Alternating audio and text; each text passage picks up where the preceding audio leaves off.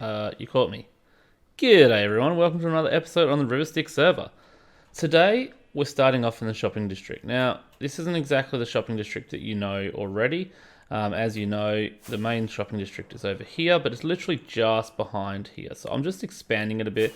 This area is starting to get a bit filled up at the moment. So I thought if I start building over here, maybe it would encourage other people to start building over here also. The other thing as well is, although we haven't built the upstairs part of it yet, this staircase here actually leads all the way down to the shulker game. So we're going to do a couple of shops over here, but this is sort of like, you know, I mean, the shulker game is ours. This here, the shulker game and shulker shop, I guess, is down there.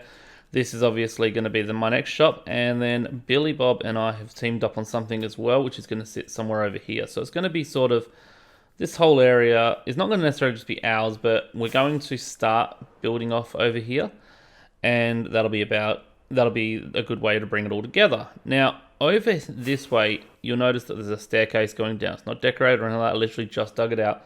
This actually goes through this skull. So if you go in the main shopping district, you come through here and there's a skull. This is actually mine and Spider's shop. We've been selling all this stuff, basically all the stuff we get from our general mob farm.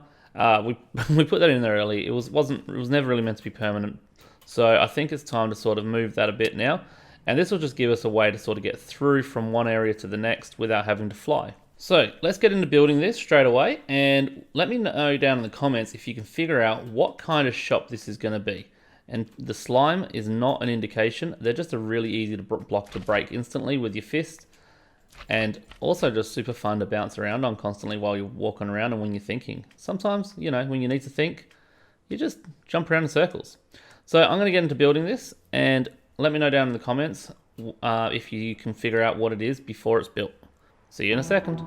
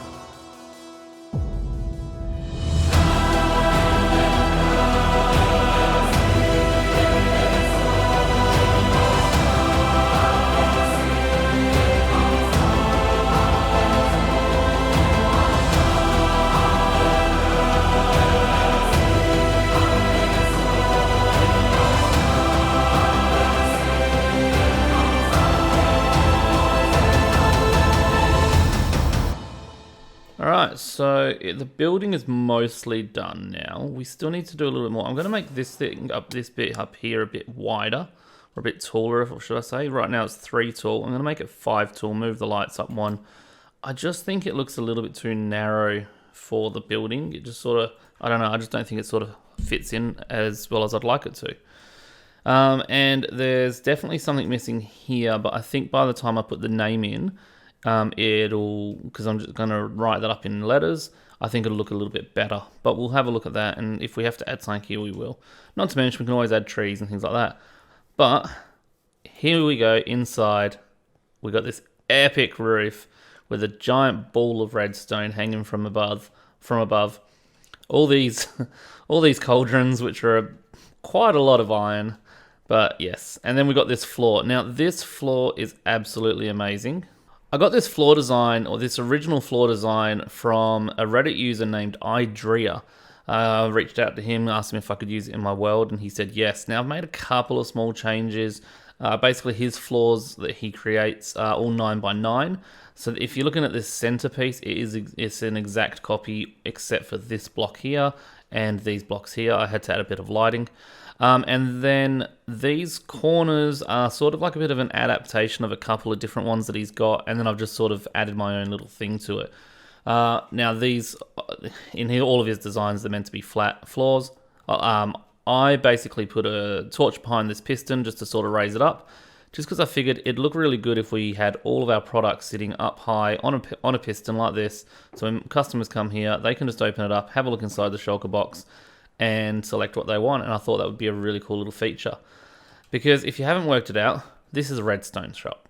So I would never have thought of using pistons and droppers on the floors or as a floor. And this guy just blew my mind when I saw it. I was just like, wow, that's what a great idea. So thank you very much, Idrea. You did a fantastic job, and thanks for letting me use it. So you guys make sure you check him out and show him some love on Reddit. Now out here, I've got shulker boxes filled with stock. This is all stuff that's going to go inside these shulker boxes in here. These ones are all empty at the moment. Basically, the plan is everything will be 1 diamond. For no matter what you buy, it'll be 1 diamond. And it'll be different different amounts. So like if you go to the pistons, you get 16 pistons for 1 diamond, but you'll only get 8 sticky pistons for 1 diamond. You'll get 16 observers, 16 droppers, but only 8 dispensers, because obviously they're a bit harder to make and things like that.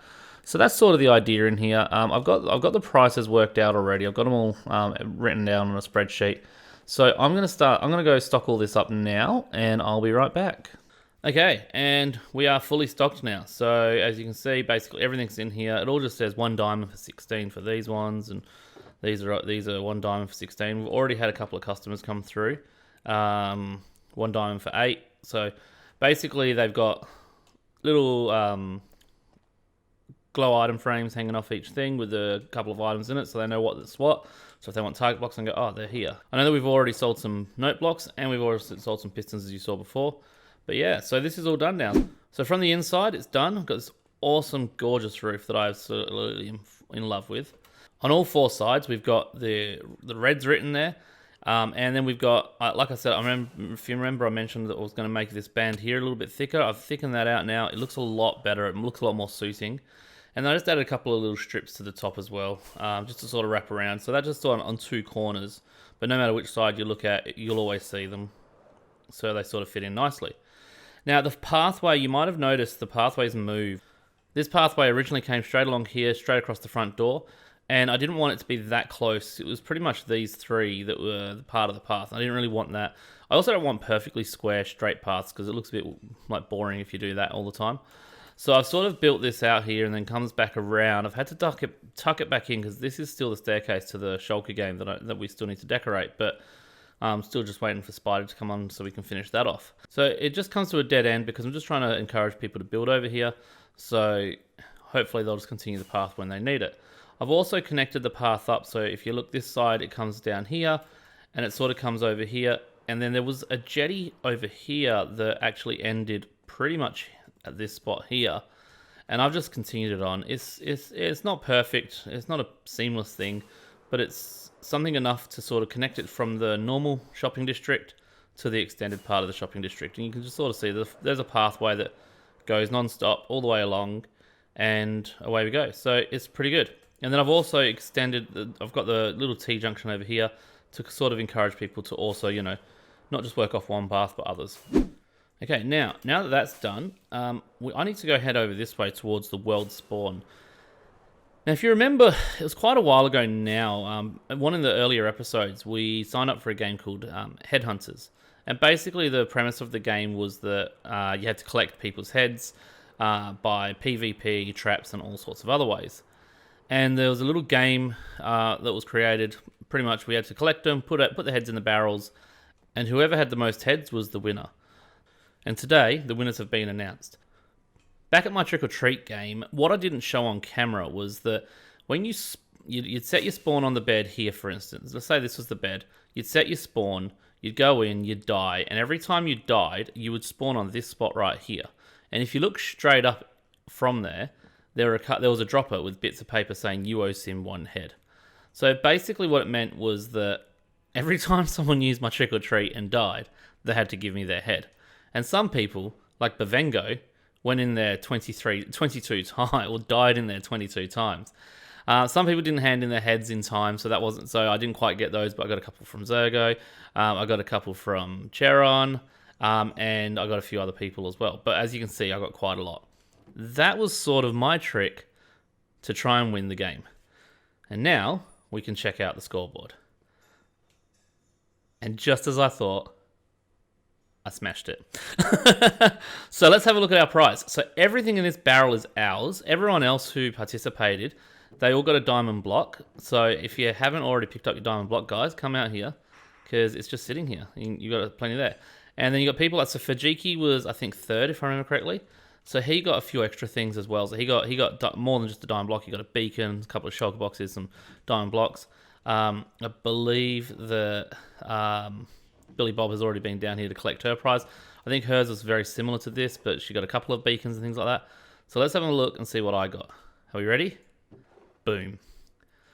This was a very, very valuable game. So we've got 2 full shulker boxes of iron, which is just incredible. What's that in total? 16 blocks of diamonds. What's that? What does that work out to be? Two stacks and 16. That's not too bad, is it? All right, and then we've got 2 dragon heads, a netherite block. That's an entire block of netherite. That's 9 netherite ingots. We've got a couple of dragon eggs, 2 elytras. You can never have too many elytras. And look, he even added the mending to the second elytra. And that might have been because I put it in my video.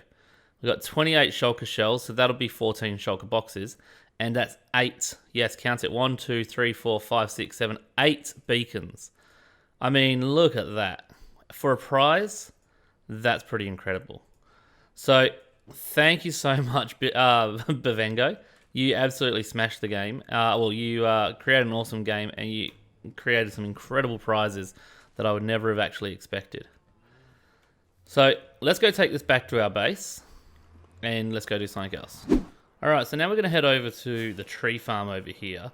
More specifically, we've got the blast chamber. So if you remember, I built this big tree farm, and then you got this little ticket line that sort of feeds in and goes into the machine. Now you can sort of keep adding more and more stuff to it. So over here, I've actually built a try again. So over here, I've built a Cobblestone Farm. This is another Il Mango design. It's insanely fast. I absolutely love this thing.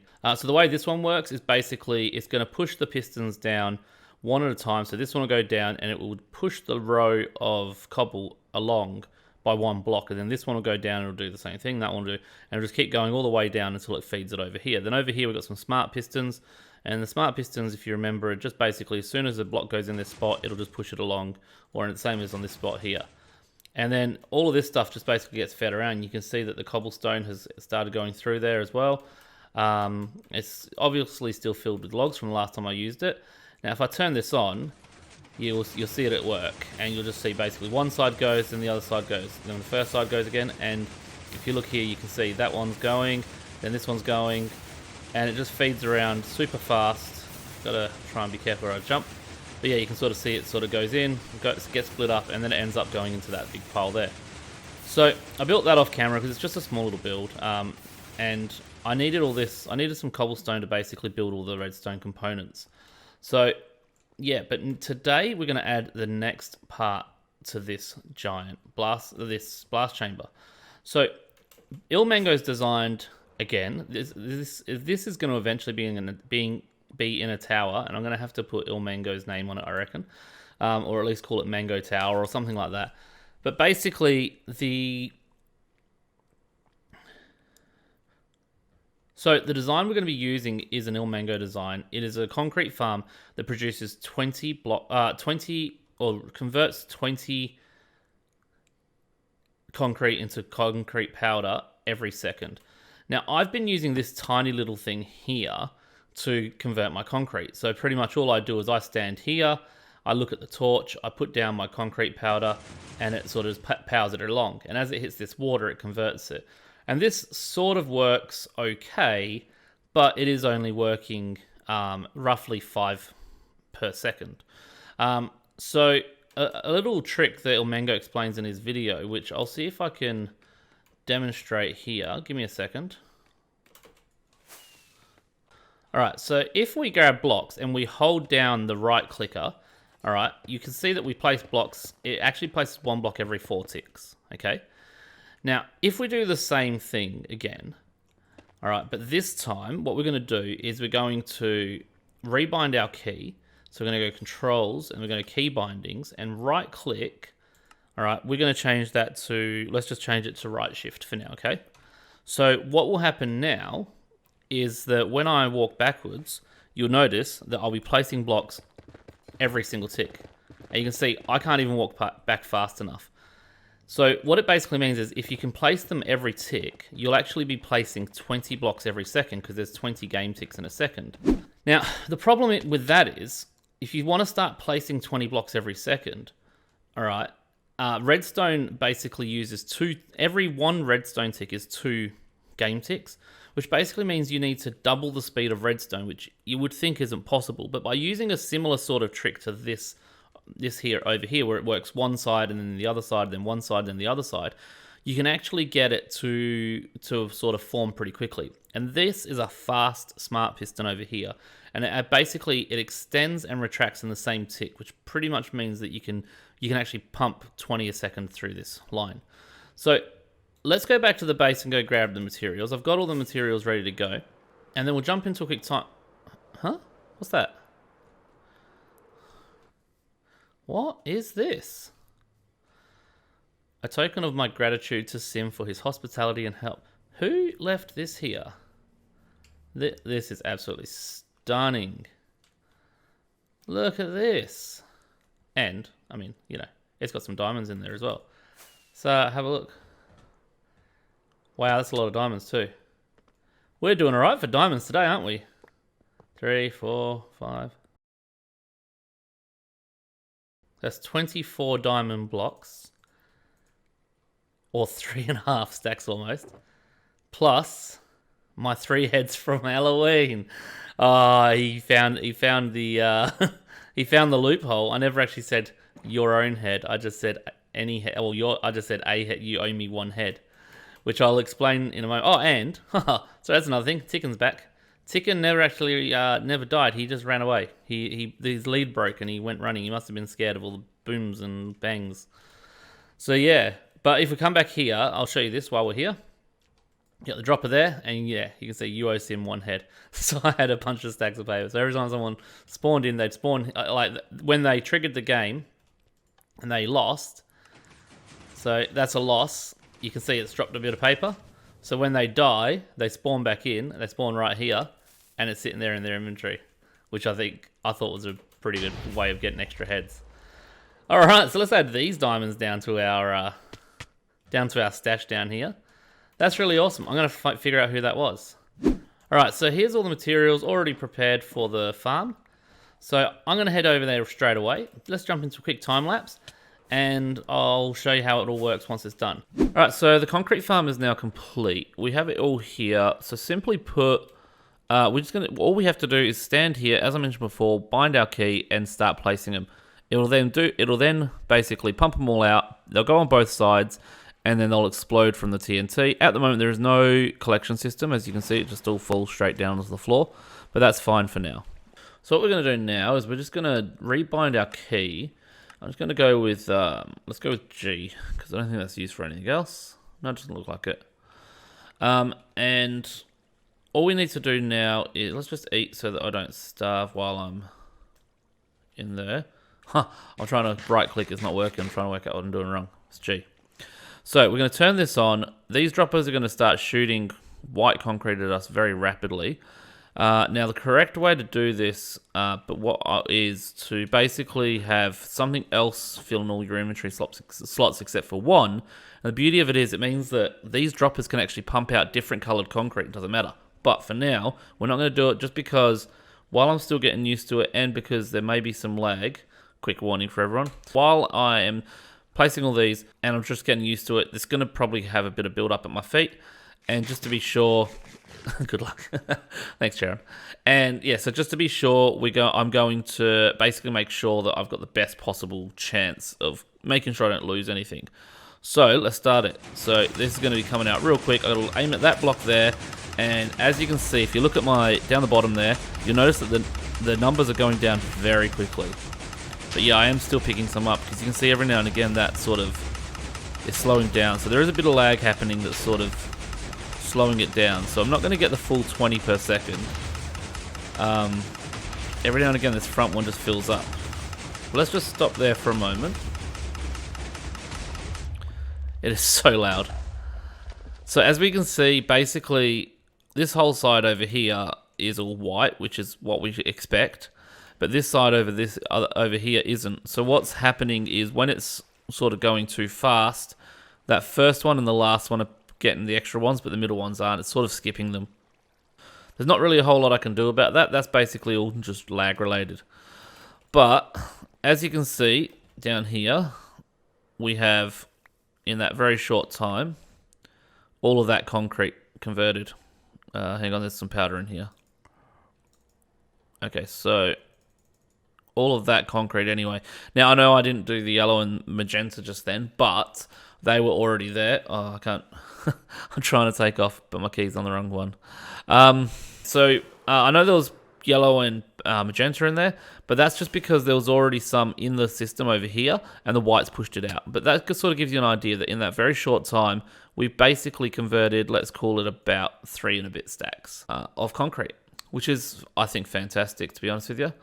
So what I might do is, just because of the lag issues, I might actually put a little time. I might put a slight delay on this just to slow it down a little bit, so that we're not getting as many, as much concrete. Because by the looks of things, we're actually getting quite a lot that's not being used, or sorry, that's backing up. The other way I guess I could do it is actually maybe just use less droppers. Let's try that. Alright, so this time around, I have blocked off my inventory. So let's start her up and get straight in here and hope for the best. I'm only running two droppers this time. So hopefully, yeah, I mean, I've left the second slot open just so I can pick stuff up if need be. So that seems to be pretty well keeping up. Actually, that's even coming down. Yes, it goes down and then it comes back up. So that first slot might have just been what I picked up. It does seem to be going down a bit though, doesn't it? A lot lower each time. I got down to 13 then. What else? Let's see. Got down to 12. Oh, I got out completely then. And then a big chunk of them came. But you can see it sort of comes along pretty quickly. You can hear the TNT going off roughly every 2 seconds. It's used a lot of TNT.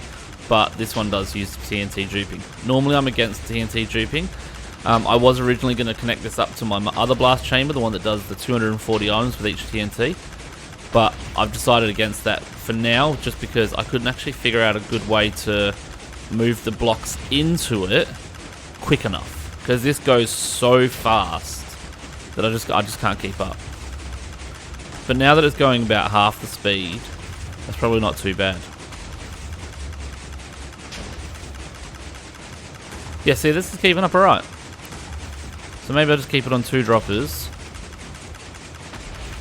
And then I should be able to AFK here. And the beauty of it is you can pretty much have as many colours as you want. Because every time that goes down to 0, I'll pick up the other colour.